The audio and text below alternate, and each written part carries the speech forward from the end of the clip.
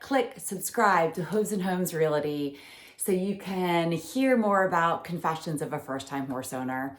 Biggest confession, I sponsored Henry because I was told, or his write-up was that he was not adoptable, nor could he ever be purchased because he was returned a couple times by other people. So I said, safe bet, because do you ever have like that picture in your head of what kind of horse you want or what they look like? And growing up in New Jersey and going to the Monmouth racetrack, I would see these beautiful horses, and there's something about a bay horse and seeing them, their athleticism, beauty. I love boy horses or geldings, so I was like, great.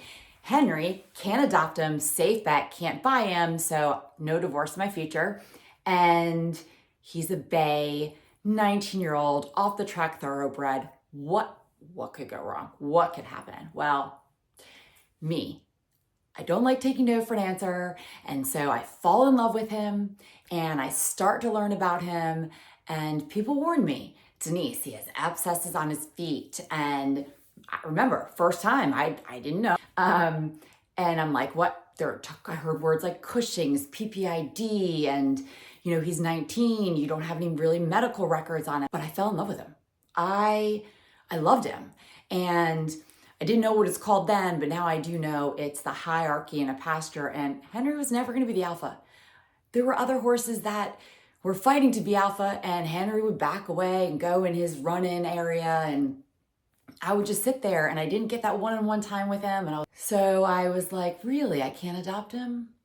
Now I have this amazing place I could take a horse. And so I asked. Not only did I ask, it was like a PowerPoint presentation of why I would be the best owner for Henry. I just printed out one of those cost sheets of what it costs to own a horse and calculated and carried the one and talked to my husband about it. And my husband and my girls were like, do it. Like, this is what you've been wanting to do. You are passionate about it. You have a place to bring him. That's fantastic. And so I did it. And they said yes. And that's where my journey started. And boy, has it been a journey. I had him vetted before he left the property he was at. I had a vet come out, give him his Coggins, wait the normal amount of time to make sure that it was good.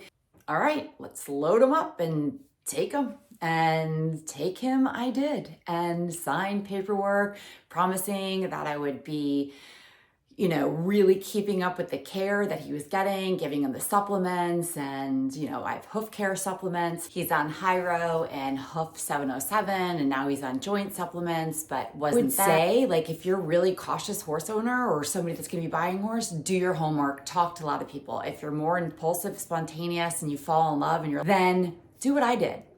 Heed the warning, research, find out, do the check before, make sure the vet comes and gives a clean bill of health. I love him. And that's where my confession starts. On my journey, I will express everything I did and I've learned, and I cannot wait to share more about my boy Henry and the confessions of a first-time horse owner.